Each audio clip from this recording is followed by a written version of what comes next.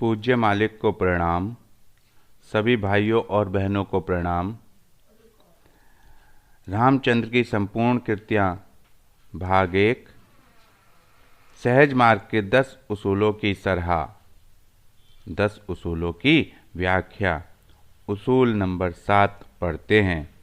अगर किसी से कोई तकलीफ पहुँचे तो उसका एवज़ लेने का ख्वाबहा न हो, बल्कि मालिक की तरफ से समझें और उसका शुक्रिया अदा करें।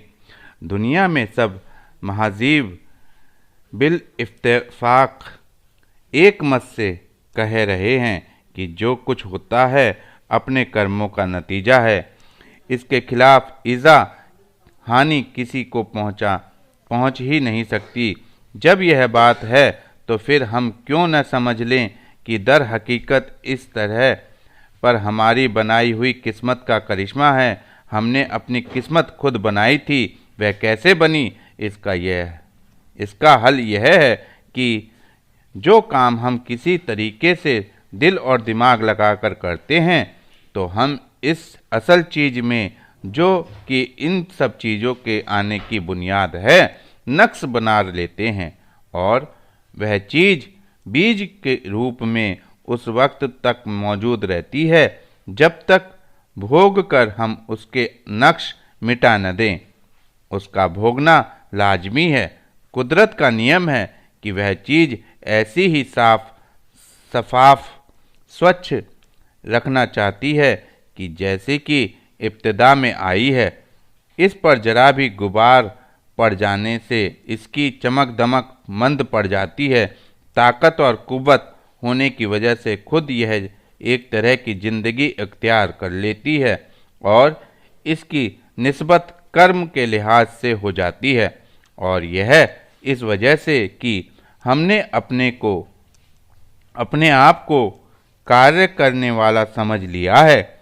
इसी ख्याल के जोर ने उसमें नक्श बना दिए हैं।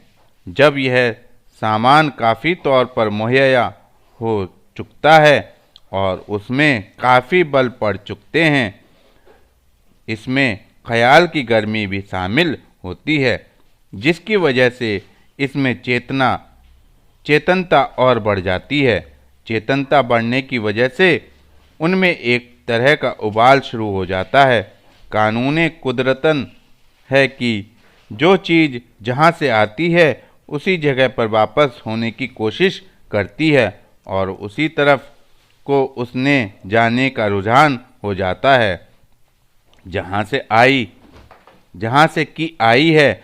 अब उस चीज़ में गर्मी लग कर यह हालत पैदा हो गई है कि वह उस भारीपन को बर्दाश्त नहीं कर सकती। बस लाजमी है कि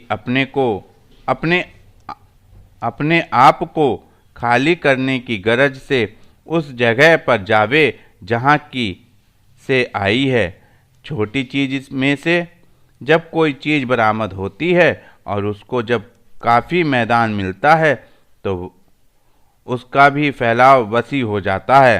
अब यह फैलाव जो हुआ है जस्मात देहपन की वजह से काफ़ी जोरदार होता है। जब जसामत पैदा हो जाती है तो उसमें जोर भी उसी लिहाज से पैदा हो जाता है, क्योंकि आने वाली चीज़ में कुव्वत भी शामिल होती है। जब यह हाल हो गया तो उसकी शक्ल अब दूसरे किस्म की हो जाती है। जहाँ पर जो जगह है उन्हीं में वह समाने की कोशिश करती है और उन पदों पर अपना असर डालती है जो भोग के लिए मखसूस निश्चित हैं। बस तकलीफ़ शुरू हो जाती है। इस चीज़ को मैंने बहुत मुख्तसर बयान किया है, वरना हर ख्याल की सूरत जुदागाना दिखाई सकती है। ऐसी शक्लें पैदा होने लगती हैं। ख्वाब अंदर पैदा हो जाए, ख्वाब बाहर से उनको मदद मिले। मतलब सबका यही होता है कि वह चीज़ किसी तरह से साफ हो जाए। बैरूनी मदद जो अपने कर्मों के भोगने से मिलती है उसको लोग दूसरे की तरफ से इज़ारसानी हानि पहुंचाने का ख्याल बांधते हैं जो अब तक और सीना व सीना ना चले आते थे, वाकिफियत की वजह से जिस बैरूनी चीज से उनको भोग में मदद मिलती है उनका ख्याल उस जानिब से खराब कर लेते हैं। यह बात बिल्कुल बेजा है, इसलिए कि दर हकीकत उसने उस चीज को साफ करने में मदद दी, गोया उसने एक गुनाह एहसान किया। जब यह बात है तो वाकई तौर पर उसकी बैरूनी ताकत ने किसी के जरिए जो काम किया उसने आपको साफ करने में होने में बहुत मदद दी।